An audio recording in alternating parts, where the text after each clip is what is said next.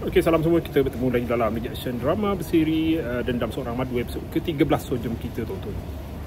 Izara, please Izara, jangan jadi macam budak-budak, boleh tak? Ha? Budak-budak you kata? Yelah, budak-budak.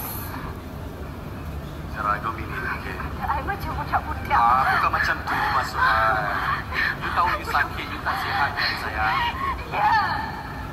I sakit, Farid. You pun tahu I tengah sakit sekarang ni. Habis you nak habis I mati ke? Tak ada apa-apa. Calm down. Tak ada apa. Oh, Jangan keras. I handle it. Listen to me, calm down. Okay, you tahu kan, I tak boleh hidup tanpa you. I kena ada you dalam hidup I. Tipu. Kenapa you kena ada I dalam hidup you? Kenapa you happy bila perempuan tengah lucu balik dengan you?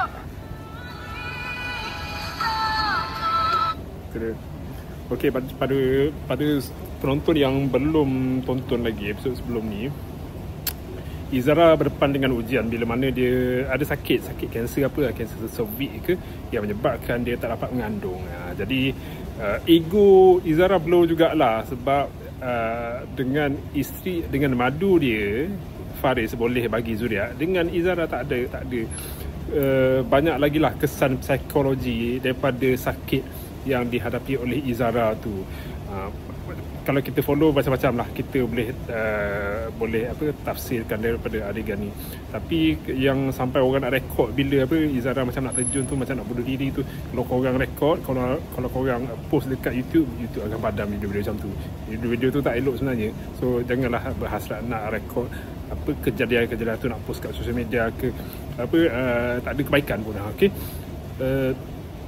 Saya baca komennya, rasanya ramai lah yang tak menyebelahi Izara ni. Tak ada rasa kesian pun bila dengan apa yang berlaku dekat Izara.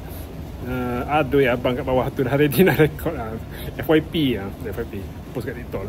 Tengok Izara ni yang